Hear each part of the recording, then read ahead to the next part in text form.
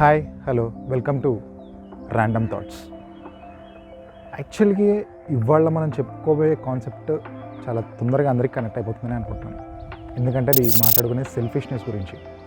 అరే ఎవరైనా సెల్ఫ్ సెంటర్గా ఉంటే అంటే నేను నాది అని ఆలోచిస్తే సింపుల్గా సెల్ఫిష్ అనే ముద్ర వేసేస్తారు. అఫ్కోర్స్ వాళ్ళ బిహేవియర్ కూడా అలా ఉంటుండొచ్చు. అయితే సెల్ఫిష్నెస్ అనే దాని గురించి చాలామంది రకరకాలుగా చెప్పారు. అంటే పూరి జగన్నాథ్ కావచ్చు. పూరి జగన్నాథ్ నేనంటే సినిమాలో ఒక డైలాగ్ ఉంటుంది కదా, ఈ లోకంలో ప్రతి ఒక్కడు స్వార్థపరుడే, ఈ విషయం చెప్తే ఎవడు నమ్మడు, ఎవడు ఒప్పుకోడు అని అంటారు. అలాగే ఆర్జీవి కూడా అదే టోన్లో సెల్ఫిష్నెస్ గురించి చెప్తారు అన్నమాట. సో ఒక్కొక్కరిది ఒక్కొక్క పందా కావచ్చు, అంటే లైక్ స్వార్థం గురించి చెప్పడం.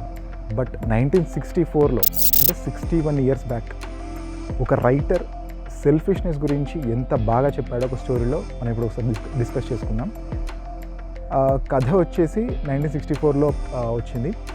కథ పేరు నల్లజర్ల రోడ్డు. రాసింది దేవరకొండ బాలగంగాధర్ తిలక్.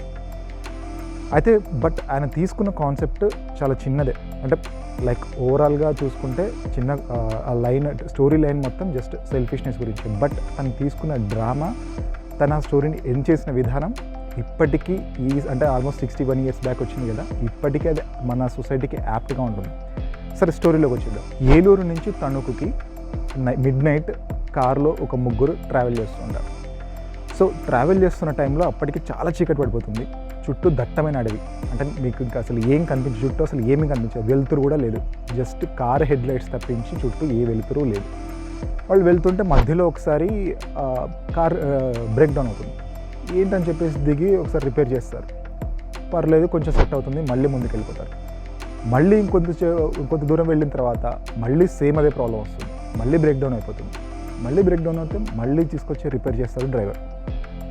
అక్కడి వరకు ఓకే. ఆ తర్వాత జరిగే ఇన్సిడెంట్ ఏంటంటే ఇంకొంత దూరం, అంటే కొంచెం బ్రేక్ డౌన్ అయ్యి రిపేర్ అయిపోయి కొంచెం దూరం వెళ్ళిన తర్వాత మళ్ళీ ఆగిపోతుంది కార్.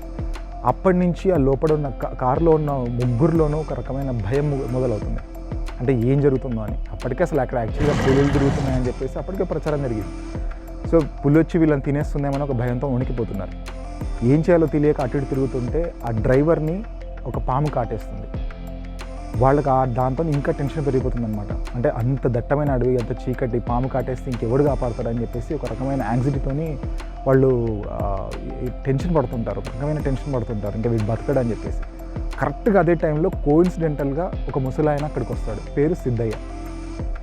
ఆయన అంటే ఈ విషపాముల నుంచి విషం తీసి అమ్ముకునే క్యాండిడేట్ అనమాట.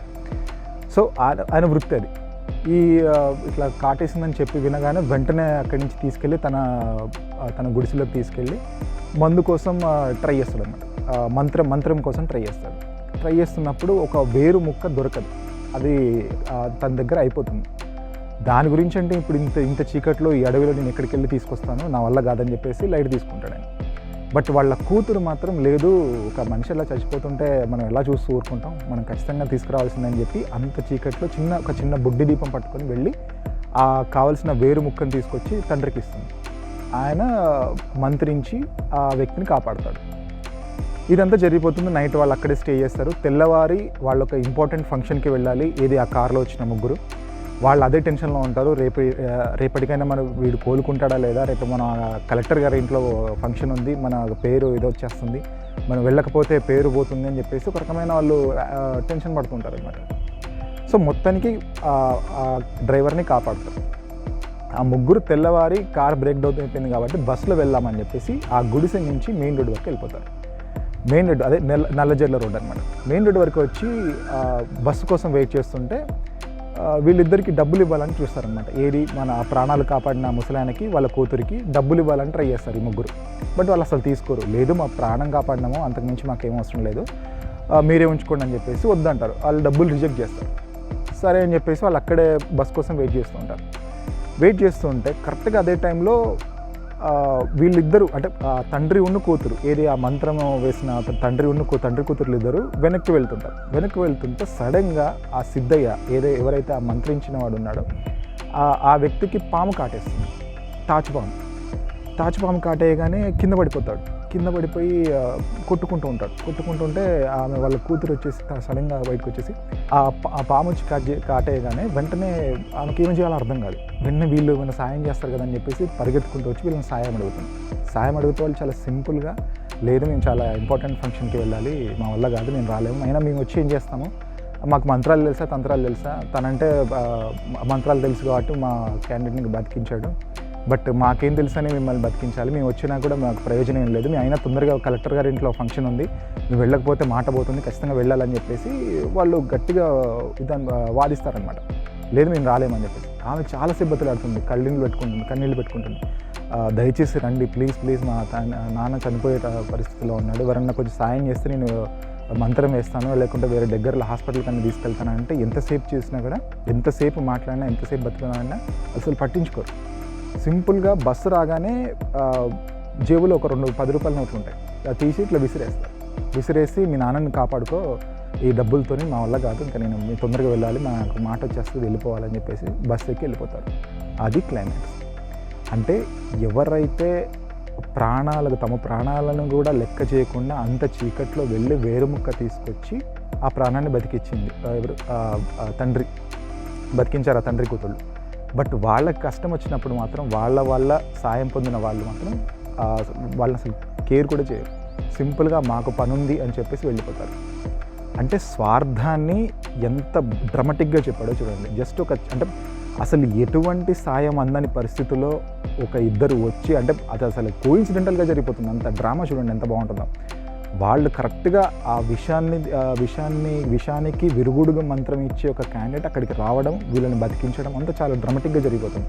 బట్ అదే వాళ్ళ నుంచి సాయం పొందిన వీళ్ళు మాత్రం పట్టించుకోకుండా లేదు వెళ్ళిపోవాలని చెప్పేసి జస్ట్ నోట్లు ఇట్లా విసిరేసి వెళ్ళిపోతారు.